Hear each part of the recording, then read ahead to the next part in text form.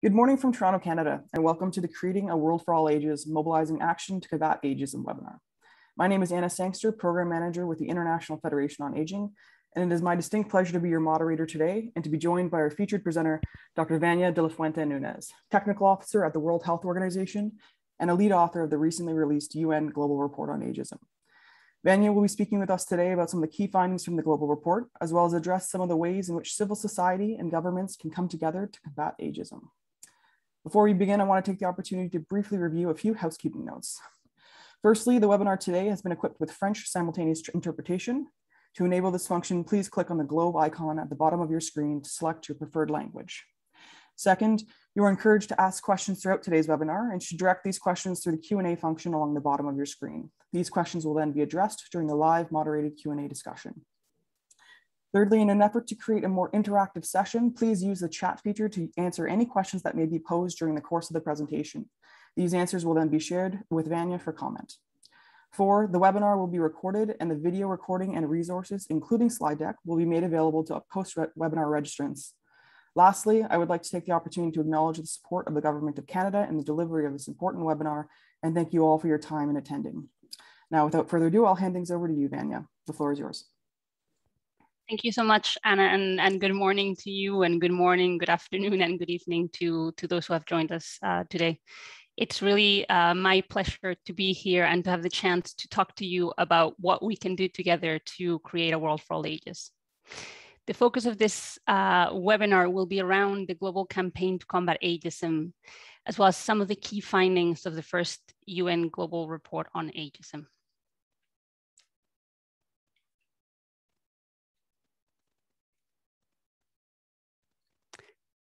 So just to get us started and provide you with some context, I wanted to kick off by addressing the question where the global campaign to combat ageism comes from. And this really all started in the year 2016. In May of that year, the 194 member states of the World Health Organization came together and they asked the Director General of the organization to develop, in cooperation with other partners, a global campaign to combat ageism. I think it was at this time that member states really started realizing that it was going to be very difficult to make any advancements on programs or policies around aging unless we addressed the underlying issue of ageism, which of course affected the questions that were asked when people started thinking about policy development and the answers that were provided, and oftentimes could lead to biased solutions to issues that were identified. The Global Campaign to Combat Ageism envisions a world for all ages, which is also the hashtag of the campaign. And its mission is to change the way we all think, feel, and act towards age and aging. And you will see in a bit why this mission makes sense for the campaign. Countries' commitment to address ageism was again reaffirmed in the UN Decade of Healthy Aging, which started this year and will span until 2030.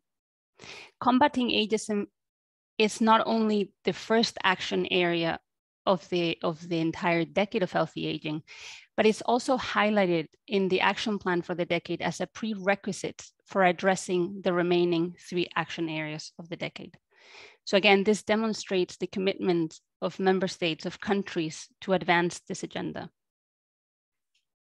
But let's move more into what ageism is and what we can do about it. So if we start with the definition of ageism, we see that it refers to how we think, how we feel, and how we act towards others or ourselves based on age.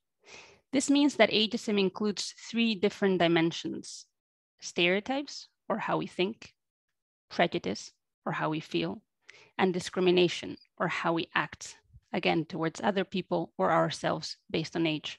It's important to have the concept clear because, at least in some languages, we often see ageism and age discrimination being used as equivalent, but you can already see that that would mean that we're dismissing 2 important dimensions of ageism, which are stereotypes and prejudice, which are equally important that we address. At this point, and also to make the webinar more interactive, I was really hoping that you could share through the chat, as Anna mentioned at the beginning, any stereotypes, prejudice, and discrimination that you may have felt in different domains of life, so that these can be shared with other participants and we can have a conversation about the types of experiences that you've had already in your life.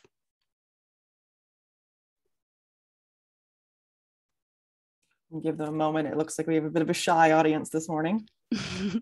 I can start by sharing some. So for example, a common stereotype when you're a bit younger, maybe that you have less to contribute to, for example, a decision-making table. There's this stereotype that younger people may be less experienced and therefore have less to add. And which could lead to discrimination, for example, in access to job opportunities or career advancement. So that's one type of example. I see that a few are coming up in the chat now. Yeah, we've got some bravery happening in the chat. I think there's some really interesting answers. So I think there's some that are, you know, as older adults, yeah, I feel there's a perception of being frail or in pain or poor. I think there's perceptions that people are communicating about kind of digital inclusion and kind of a lack of digital literacy among older adults. That's often a perception. Feeling invisible is one. There's some kind of, you know, I think cultural crossovers that people feel either their nationality or their religion can be an element of within kind of that ageism realm. And then the workforce has come up as well, Vanya. So yeah, and the cultural crossovers, this is an interesting one, which we also highlight in the report. One thing that we've seen in the evidence and the studies that are out there is that there are some stereotypes that seem to be commonly applied across cultures and countries. So for example, the common stereotype that older adults are not competent or low on competence but friendly, and that younger adults are high on competence but not very friendly. So this is a combination or a binary of stereotypes that is often seen across very different countries and contexts. There are also stereotypes that tend to come up more in specific settings, like for example, you were mentioning now, and some participants were mentioning the workplace, where older adults may be seen as more loyal, for example, whereas younger people may be seen as more involved with high tech, but not necessarily as committed to the organization. So again, in different settings, different stereotypes may apply, and there are also some differences across countries. Yeah, Vanya, perhaps you could talk about too, there was an interesting comment from Francis Zenedy, who I know is an IFA representative at the UN, and kind of saying that younger people are often called upon more often to speak up at meetings and give presentations, which really is kind of you know, sometimes I think the perception from younger people is that it would be the opposite, that often, you know, there's wisdom in age, but, you know, it's interesting to see that that's certainly something that's observed for people, you know, working within those I think that would really depend on the organization, and I think also the realm where you're working. So I think there has been a lot of push in the past decades to generate more youth engagement, for example, in any policymaking space, and that has given some spaces for younger people, for example, to share their voice. It doesn't necessarily equally apply, for example, in all settings and all workplaces. So I think it really depends, and oftentimes one common complaint, I guess, that we hear from youth, for example, is that they're given a space, but that space is not the general space that's given for a policymaking kind of sphere. It's a separate one just dedicated to youth, as if youth had separate issues that, you know, are not the same as the issues of other people in the population. So that's often a complaint. So they're segregated. I think something similar happens sometimes with older adults and the way that they're engaged, for example, in policymaking. I also have another question for you today, and that's about who you think that ageism affects. So who is affected by ageism? And I think we've briefly touched, and I've given some clues already, but everyone is the first answer. So okay, that's exactly correct. And this is a very important point. So the first point that I was raising is the importance of keeping in mind that ageism includes 3 dimensions. The second important one is that ageism affects everyone. It affects people of all ages. And sometimes there's this misconception that ageism only affects older people. We know now, and we have evidence that ageism affects people of all ages. In fact, if you look at the word ageism, it has age as the characteristic that then leads to an ism. So that may make it easier for everyone to remember. But I guess participants are already all up to speed with the term and who it affects. All ages is the answer of the day, apparently. So we've got a smart and engaged audience today. This is fantastic. Okay, so you've already given us examples of stereotypes, prejudice, and discrimination that you may have experienced. Could you share now where you see ageism around you?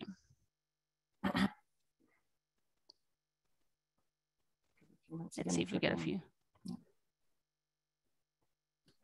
So employment is a big, at my job, place of work. Retail workspaces seem to be a dominant. Social media, another really interesting. Advertising, radio, media, marketing campaigns. Someone bringing up the issue of mandatory retirement ages. Doctors' offices, so kind of interactions with healthcare professionals. Brilliant. Yes, different domain. It's true. Yeah, absolutely. Athletics, so sports. Yeah, where they're forced to retire at a very young age. Absolutely. And they're not allowed. Beauty standards, academia, education.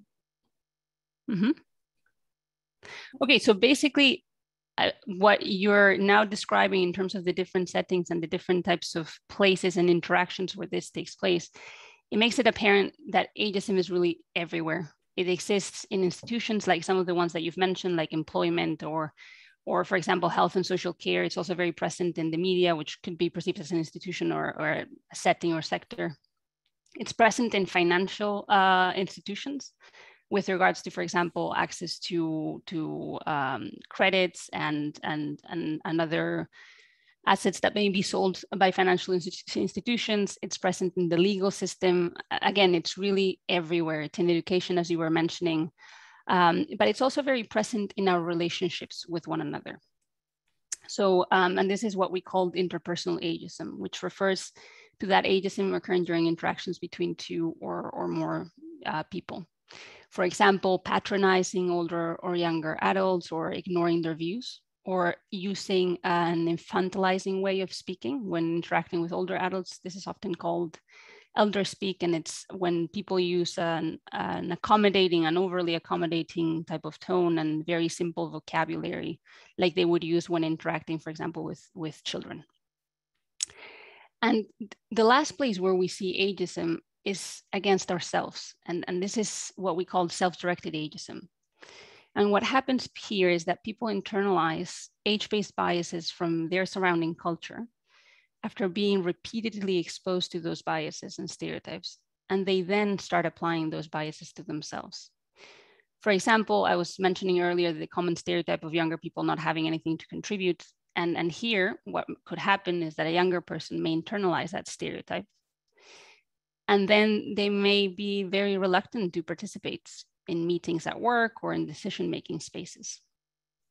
Another example would be older individuals who do not believe it is possible to learn new skills later in life if they've internalized that stereotype, and then start hesitating to enroll at a university or take up a new hobby. So again, it's very present not only in the institutions that we access or the services that we try to access, but also in our interactions with other people and in ourselves. Just to see also how many people have read the report so far. And if not, you don't need to know the answer. That's why we're here. But I was wondering if you think that ageism is prevalent. And I guess a more nuanced question, it would be, what percentage of the population would you say is ageist against older people in this case? 85% is the first number we're getting in. Mm-hmm. Wow, that's a consistency across 85%. We've got 85%, almost 50%, 90%, at least 80. So every answer I'm seeing is above 50 here at least. Okay, the data that we have actually shows that it's 1 in 2 people globally who are ageist towards older people. So that would be half of the world's population that's ageist against older people. And we see rates much higher in low and lower middle income countries. And this is, I guess, the third misconception that I also wanted to talk about today, which is that in some instances, people think that ageism is only a problem or an issue in high-income countries or in Western, or what some people call Western countries. And what the evidence shows is that it's actually present across the globe. So, I mean, you see the figure there, 1 in 2 people globally are ageist against older people. With regards to ageism against younger people, unfortunately, here we don't have data on the global prevalence, but we do have data in Europe, which is the only region where we have data on the prevalence of ageism against all age groups. And in this region, younger people report more ageism than other age groups. The next one to follow is older adults, but younger people report it more. So this is just to give you an idea of the prevalence. Again, this is the prevalence of ageism in terms of people answering questions generally. Then if you look at specific settings, the numbers may be different. This is at a global level. And in terms of who's likely to be ageist against older people, the report tells us that you're more likely to be ageist against older people if you're younger, male, less educated, if you fear dying, and if you've had little contact with older people. And if we think about those people who may be more likely to experience ageism against older people, what we see is that you're more likely to experience ageism the older you are, and also if you're care dependent, and if you happen to work in a sector like hospitality or high tech. And I remember that this was mentioned also earlier when we were talking about the types of stereotypes that come up.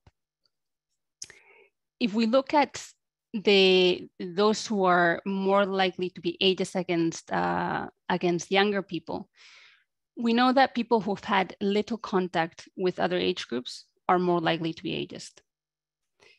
And it's women and those having poor health who are more likely to be a target of ageism against younger people. Just for you to remember, you may have seen something come up twice when, in this slide. And this is that little contact with different age groups is a common thread, which means that it increases the likelihood of people being ageist against both younger and older people. And this is relevant, and you will see later on why this is relevant in terms of the strategies that work in addressing ageism.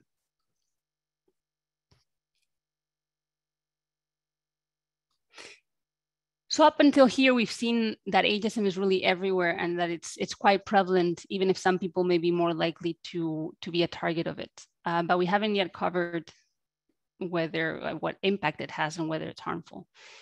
The quick point here is that it is very harmful and costly. Ageism has impacts on all aspects of our health and well-being. For example, it's associated with earlier death, and this was found in 10 different studies that were conducted in different countries that looked at the relationship between ageism and longevity. Just to give you an example of the findings of some of these studies, one of them was conducted in China, and it found that people with negative attitudes towards aging had an almost 20% higher chance of dying over a 6-year period than those with more positive self-perceptions. Ageism is also associated with poor physical and mental health.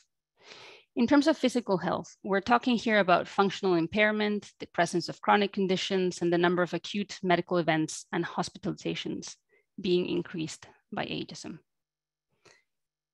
If we look at mental health in a bit more detail, we know that ageism accelerates cognitive decline. For example, one study conducted in Germany, which followed 8,000 people over time, found that negative self-perceptions of aging accelerated cognitive decline. And this was measured by cognitive processing speed. And then they also found that those who had positive self-perceptions actually slowed down that cognitive decline. One thing that may also sound striking is the association between ageism and the onset of depression, lifetime depression, and increases in depressive symptoms over time. Based on figures from 2015, globally, it's estimated that about 6.3 million cases of depression are attributable to ageism.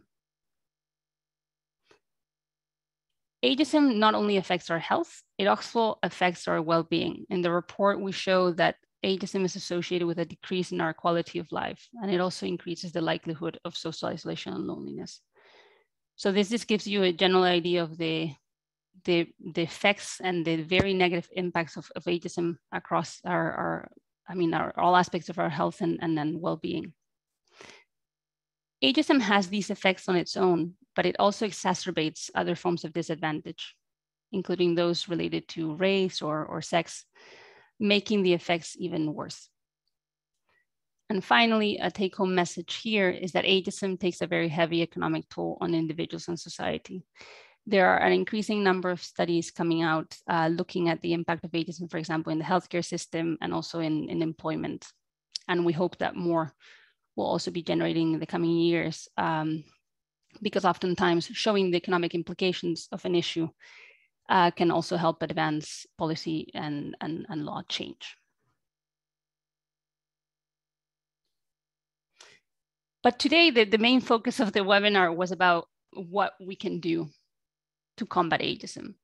And the good news is that there are things that work to address ageism, and they're actually quite affordable.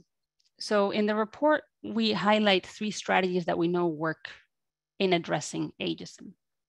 These are policy and law, educational activities, and intergenerational interventions. And you see here intergenerational interventions, and just remember now what I was mentioning earlier about the relationship between having poor contact or no contact with different age groups, and then that increasing the likelihood of someone being ageist. So you see a clear connection here between those determinants of ageism and now what we can do to address ageism. In terms of policy and law, this type of strategy is can reduce or eliminate ageism against any age group, which is very important. And it can address discrimination and inequality based on age, and also help protect the human rights of everyone, everywhere. There are some characteristics that can help increase the effectiveness of this type of strategy.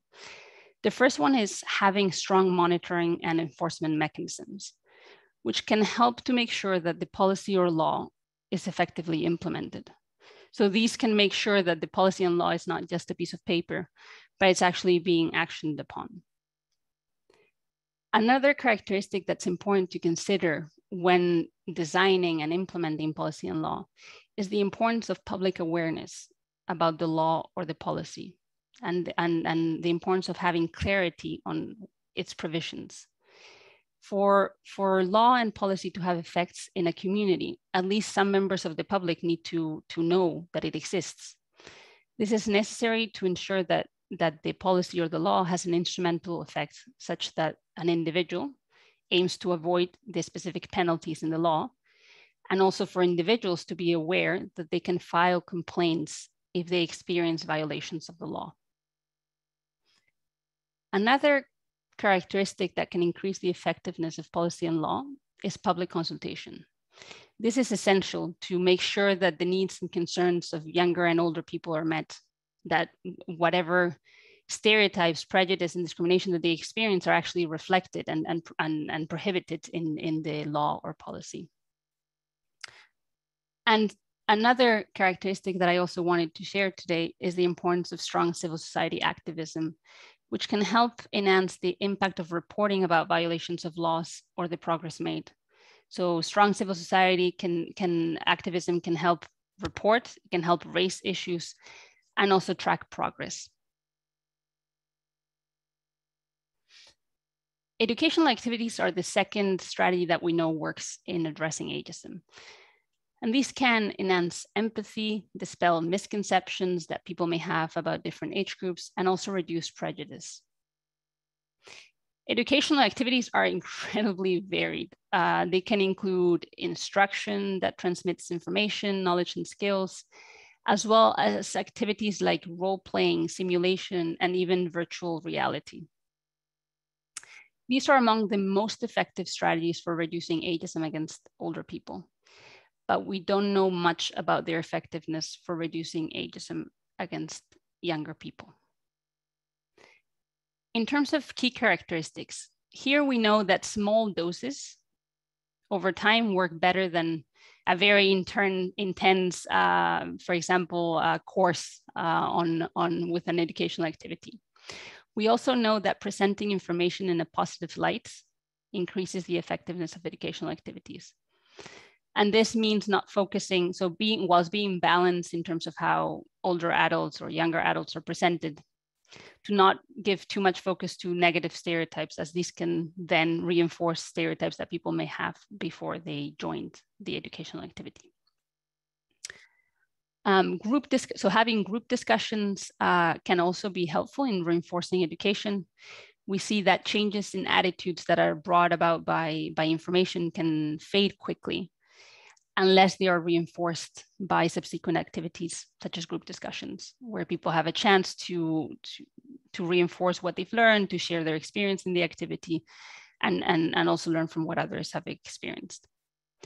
And in terms of educational activities involving virtual reality, here full immersion is key. The more effective, the better the virtual reality, so the more that the virtual reality program simulates being in the world of the other person, and the greater the feeling that one is really in that world, the more empathy that the activity will generate. So the greater the sense of immersion, basically. And the last strategy that I wanted to talk about today is intergenerational interventions, which, as I mentioned, foster that interaction between different generations. And these are very effective for reducing ageism against older people, and also promising for reducing ageism against younger people.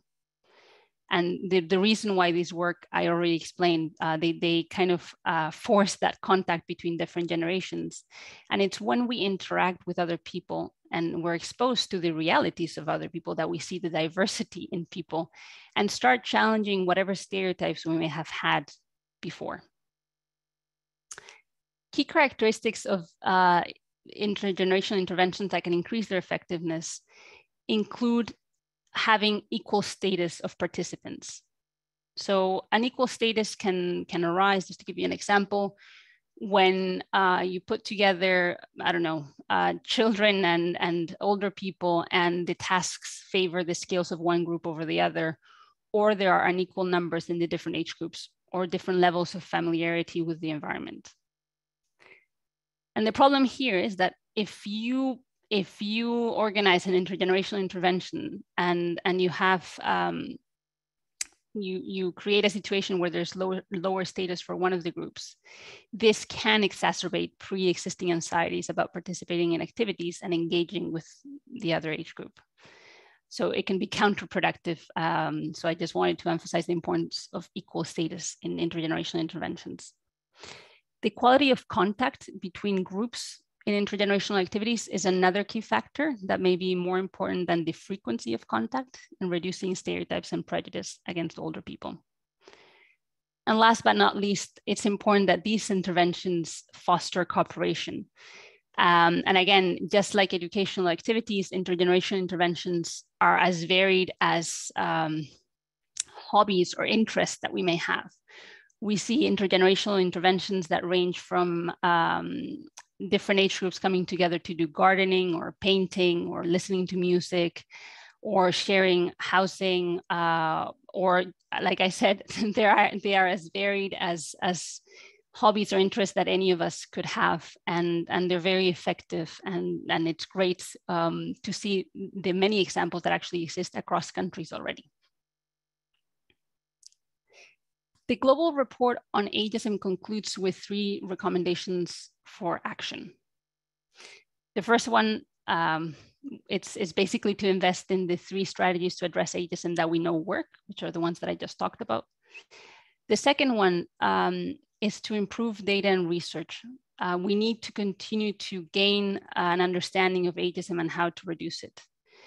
In the report, we highlight a series of gaps and opportunities for research in the future that we really hope are taken up by researchers and academics across the world. We know, for example, that there's a limited number of studies from low and lower middle income countries, and we hope to learn more about how ageism plays out in those contexts. We also hope to learn more about the impact of ageism against older people. and against younger people, where we have very, very few studies. And also obviously increase the knowledge that we have around the strategies and how, for example, they are implemented in different contexts and maybe key characteristics that are identified, the more studies that we do, so that they can also be integrated into the evidence base that we have today and help continue to improve this area of work. And the final recommendation for action from the report is the need to build a movement to change the narrative around aging and aging. I'm now going to focus on the last one because it's another thing that we can do in terms of us mobilizing action and starting the change that we want to see around the world. And here, in building a movement to change the narrative, we all have a role to play. We can all change the existing negative narrative around age and aging. We can also be very involved in mobilizing action to implement the 3 evidence-based strategies and conducting more research on ages, depending on the role that we have. But in this last one, it's really everyone who has a role to play. Changing this narrative is possible. Culture changes. Just think of what the changes that we've all seen and experienced in terms of the narrative around women and their role in society. But to change the existing ageist narrative, we all need to take action. And to enable everyone to start taking action and to continue the global conversation on ageism, we've put together a living toolkit that you see reflected on the slide. This is available currently in English, French, and Spanish, but we're also working in translations into other languages.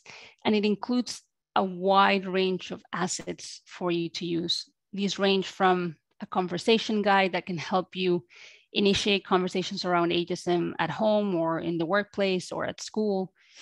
It also includes a guide to help and support you organize your own events around ageism, including a slide deck, including also infographics and different social media assets that you can use across platforms to go beyond your immediate context. The campaign hashtag is a world for all ages, which you see reflected there. And we really hope that you can make use of these resources and also let us know things that you may find missing from the toolkit. As I mentioned, this is a living toolkit. So the idea is that it will continue to grow in the resources that it provides based on the experiences that different people have with the toolkit and the research that we have and the evidence that we have for things that can also work.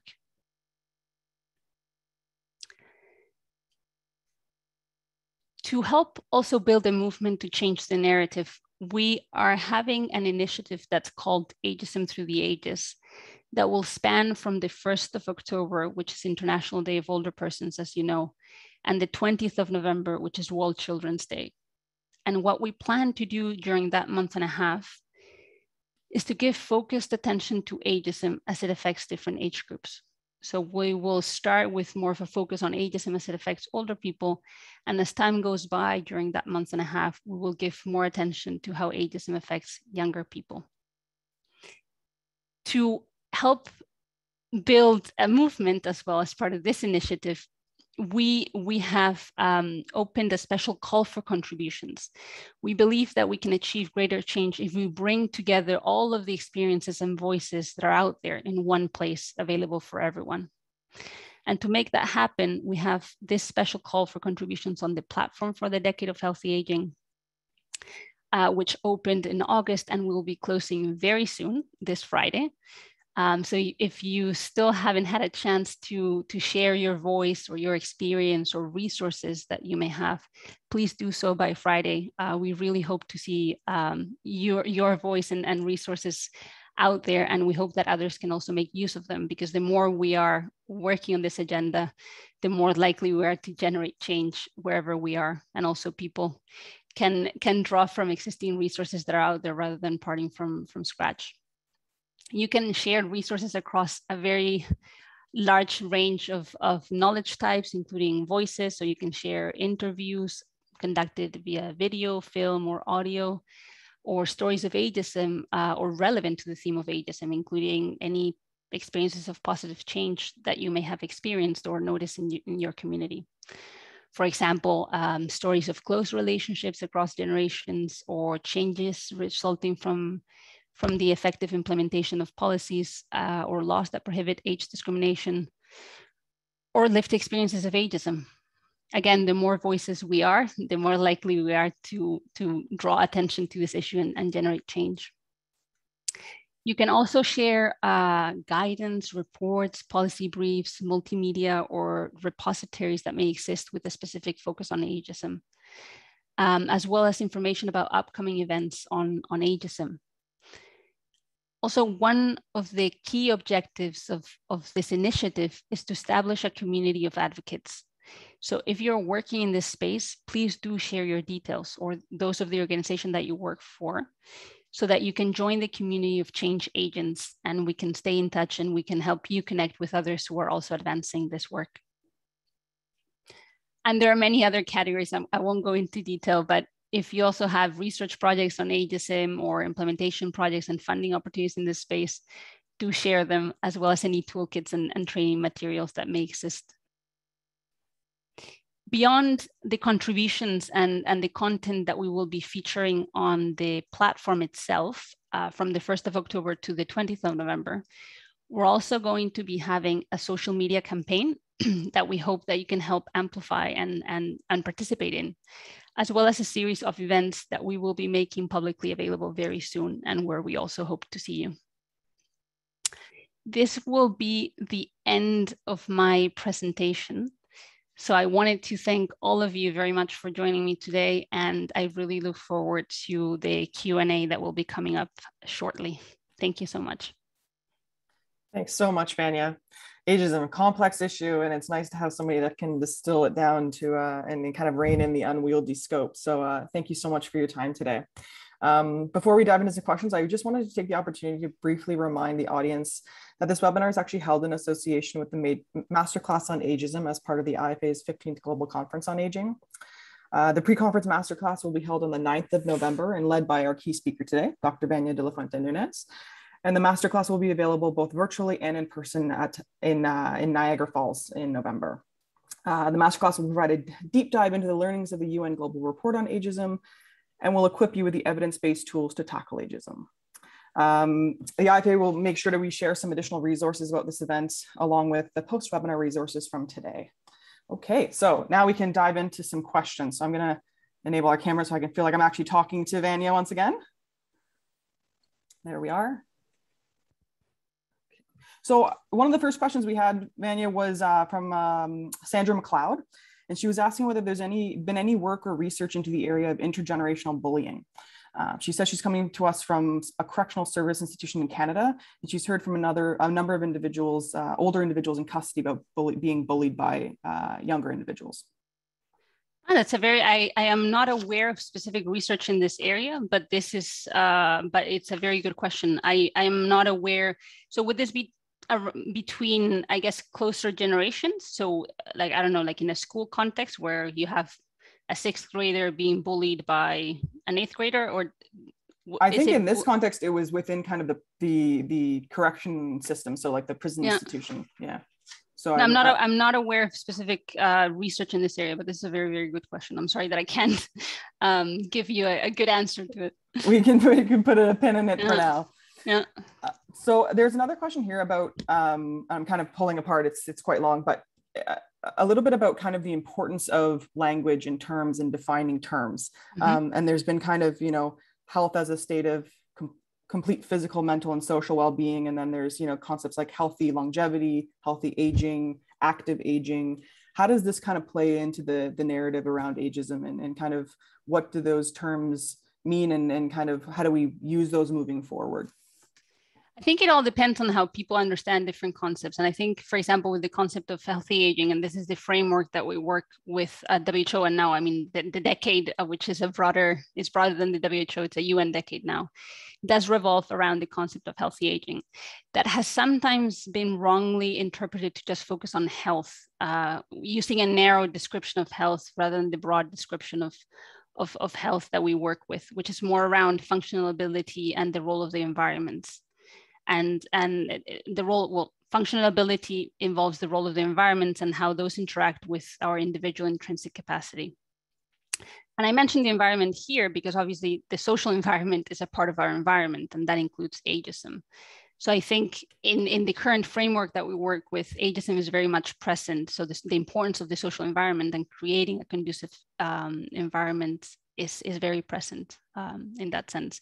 But I do get the point about it's very important that we are careful with the terms we use. And this is a reference somewhere in the report. Oftentimes, for example, the term successful aging has been seen to kind of put an image of aging that is unrealistic for many individuals, or that some people may not relate to. But it's sometimes drawing from a misconception around the basis for as a given framework, for example. But it's the terms and how they are eventually interpreted that's important. So it is the importance of communication and how we then deal with the frameworks and also sharing what they mean and where they come from in terms of, of what we're trying to. Thanks, Daniel. Yeah. So it's actually a comment from the chat that I wanted to pull through a bit. Someone had mentioned that, there's so much self kind of ageism as well. And kind of curious about, how that's measured. I think from a ageism standpoint, we talk a lot about kind of ageism between and kind of the feeling it from externally, but, how do we measure the impact of kind of that internal ageism? That's a very good question. In fact, a lot of the negative impacts that I was talking about earlier today are related to self-directed ageism, which ends up being a result of all the ageism that we've experienced in our interactions with institutions, also in the interactions that we have with other people and what we see around us. But actually a lot of the negative impacts, for example, on our health, are driven by self-directed ageism. So this is definitely a field that needs to evolve. We need to learn more about what we can do to prevent ourselves once we've experienced ageism. So to prevent ourselves from internalizing that or having coping mechanisms to make sure that we don't eventually start self-directing ageism when we reach certain milestones in life. Thanks, Tanya. Interesting question here about virtual reality from Rob Fountain. Is there not a risk that virtual reality and simulation plays on negative attributes rather than positive, and also encourages people to think about older people as a homogeneous group rather than a diverse one? I think that would really depend on how these educational activities, for example, are implemented. Many of them, so for example, there was an interesting one that I believe was conducted in the UK that included not only virtual reality in terms of an individual given the immersed reality of an older person with, I think it was mild frailty, so a bit of frailty in terms of the difficulties that they may have to carry out daily tasks. But they didn't only focus on that, they also focused on social aspects. So for example, being at a dinner table and being ignored systematically by other members of the household. So I think as long as it's explained, like this is an example, for example, this is a person that could have mild frailty. Of course, not all older people have frailty. They are a diverse group. It really depends on also those group discussions that happen after those educational activities that I was mentioning earlier. It's about not just you being alone and being immersed in that reality that, as Rob was saying, could potentially do that. It's about you then sharing what you've experienced and then getting others to share what they've experienced and having a meaningful conversation about that activity. Yeah, I think to your point, there's actually, I know we had previously, for those interested, a webinar that actually talked about older people used in patient simulation. And I think, exactly as you said, it's about incorporating their experiences into that so that it's an authentic, as authentic as simulation can be, but an authentic representation of kind of the diversity of the lived experience of older adults. Yeah. Naomi O'Brien would like to know if there's any kind of hallmark examples of law or policy that's been implemented well and successfully, and what country you've seen those successes within. That's a very good question. In the report, what we've tried to do for the 3 strategies, and I forgot to mention that during the presentation, is to highlight examples from across the world for all of them. In the case of policy and law, we have examples from different regions as well. For example, in the European region, There is the employment directive that prohibits discrimination in employment on the basis of age, as well as other characteristics. There are issues, of course, because that's the only domain where ageism is prohibited explicitly. And it provides benchmarks and minimum requirements for all countries. So all countries, for example, in the European region have to comply with that legislation. Now there are efforts to expand it beyond employment. There's also the Age Discrimination Act in the US. So again, there are different pieces in different places. I guess more could be done if we want to expand and prohibit age-based discrimination in all spheres of life, like education, access to services. So again, more can be done, but I think there is already progress made in different places. And it's good to think about what has been done in different contexts to potentially simulate that in your own context. So there are examples also of regional legislation as well, and conventions protecting the rights of older and younger people that I also do welcome you to take a look at. Thanks, Megan. So that was kind of a policy question, and there's a kind of a dovetail question here about, I guess, some strategies in action, kind of specific strategies to use in day-to-day life when we encounter somebody who's exhibiting ageist behaviors or attitudes. I think one important thing is to, coming from a friendly kind of standpoint, is to ask why those remarks are being made or why someone is being ageist. One of the things that I found, and now I'm kind of, even among my group of friends and family, I'm kind of like the ageist police in that sense. Not exactly, but I think people become more, once you start asking questions around the statements that people are making or the jokes that are making. I mean, ageism in humor is so present. Yeah. And we still all kind of are, we've all grown up in an ageist society. We are all ageist in that sense.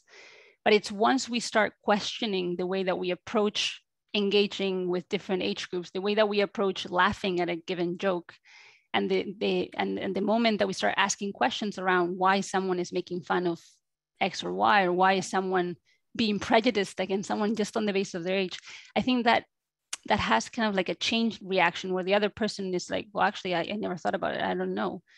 And then that's the person who then, whenever they engage with another person, they start going through that process. Part of the reason why we also have a conversation guide in the toolkit is that it can help you start generating those questions in your context. So there are key questions around, I don't know, how comfortable you may be, for example, sharing your age, why or why not you are comfortable. So there are questions that can help you start those discussions in your immediate context, and we really hope that you find them useful. And a lot of it, I guess, is about, raising consciousness of an unconscious action and just kind of challenging those internal beliefs as well. A really interesting question from Francis Zenadine. The Human Rights Council in Geneva is currently considering a resolution on the rights of older persons. The inclusion of the word ageism is being challenged by a number of countries. Is there any way for the WHO to facilitate discussions to ensure inclusion of references to ageism in that resolution? I mean, we provide, from an evidence-based perspective in terms of what's happening, we provide content and we support those types of processes. So for example, this is related also to the recent report, I believe, that was released by independent expert on the rights of older persons, and we've contributed to that report as well. So we do what we can. I think part of the reaction is also around the type of language that is used in legislation. But I agree, I mean, you've heard me speak at the beginning. I think the issue has more than one dimension, and they are mutually reinforcing. Discrimination is related to stereotypes. It is related to prejudice. It affects the other two, and those other two affect discrimination.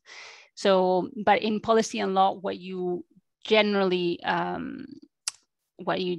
address is discrimination. It's not necessarily stereotypes and prejudice. A bit more difficult how you address in policy those feelings and stereotypes. But it is important. I mean, I can only echo your your worry. I think any effort to address ageism should include the three dimensions. We do what we can. Thanks, Vanya. You talked a little bit about, I mean, we touched on a little bit about kind of intersectionality and kind of within the ageism. It's a question from Cynthia here about whether there's any data or research on ageism against older persons from a kind of a gender context, in finding that sexism can often exacerbate kind of the feelings of ageism. It certainly does. So we do give focused attention to intersectionality also in the report. Most of the evidence has focused only on the intersection between ageism and sexism and ageism and ableism. There's a lot more research that is certainly needed, I think, to explore other forms of intersectionality, like including race, sexuality, etc. But with regards to ageism and sexism, we do see what is called often the double standard of aging in the sense that women's status tends to drop as they get older, whether that's not necessarily the case for men as they grow older. The standards in terms of beauty and they push for women, for example, to dye their hair, to use anti-aging products, and you can already see the issue and the ageist problem with anti-aging products is there for women and not so much for men. The status, how older men are perceived, is not the same as how older women are perceived. And it affects access to different things. So we also see an intersection between ageism and sexism, for example, in employment, affecting both younger and older women, also in access to preventive and treatment services in healthcare. And we do highlight where we have found evidence that intersection across the report, for example, in terms of the manifestation of ageism in the media. We see this intersection very clearly. For example, there are studies that have looked at the number of lines of actresses and actors in Hollywood movies. And women, the number of lines that women get basically drops as they get older, whereas the number of lines that actors get increases up until the age of 65. So again, this intersection is very present in different types of settings and institutions. And we do try to highlight this intersection where we have found that evidence in the report. I think that question kind of related, you kind of touched on a similar question here about kind of, cultural or the neoliberal aspect of kind of that perpetuates ageism. So kind of the obsession, at least in a lot of Western cultures, with the cosmetic industry, plastic surgery, kind of the avoiding aging at all costs in a way, and whether there's any kind of strategies to kind of mitigate that rather oppressive force in our lives. I mean, I think I don't have an immediate kind of like solution to solve it all, but I do see, and you've probably all seen recent changes in this space. So in the past, not very long, but I would say in the past 5 years or so, I do see more representation, for example, of older men and women in campaigns related to clothing. There are even some magazines that have banned the use of anti-aging type of language. So there is a movement to start moving away from this just focus on youth and anti-aging and just preserving a youth kind of physical appearance. So I mean, maybe it's just that I'm hopeful, but I do see change, especially in the last 5-6 years. And I think it's a movement that will only grow. I think also businesses are starting to realize that they're losing a lot of economic potential by not catering to an ever-growing older population. So. Graphic, yeah. Interesting question here from Kelly. She says she's interested in the statistics on the effects of ageism and the high correlation between depression, poor health, and ageism. This was presented as causation. Ageism is responsible for poor health outcomes and depression. Is it possible that poor health outcomes and depression lead to self-directed ageism and not always the other way around? Has causation actually been established in this research? It's more association than immediate causation, but you can access the specific studies that have looked into this in the report itself. I don't know the data specifically off the top of my head. We will make sure that we share the report, yeah, which I'm sure has a lot of great. But it's a great question, Kelly. In fact, one of the areas of research that we're hoping to push in the coming years is also to better establish causation for both the determinants of ageism and also the impacts of ageism. So it's a very, very good question. Thanks, Vanya. I think we have time for a couple more questions, and then I'll probably come back to you, Vanya, just for a few closing remarks and takeaways. Yeah. But first, there's a question from Neride. On a national scale, how can ageism be combated in a challenging economic scenario? For example, in Italy, there are policies in place which allow employers to save on taxes when employing under 26-year-olds, thus excluding many midlife and older adults from those employment opportunities.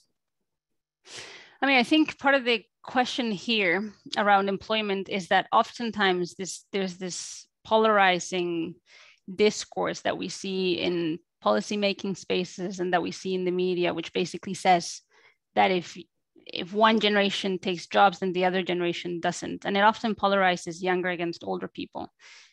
And it's a fallacy if you think about it. It's not because younger workers are it's not because older workers are stay in the workplace that younger workers cannot join. They're not going to take up the jobs of the older workers if the older workers are to retire or leave the workplace.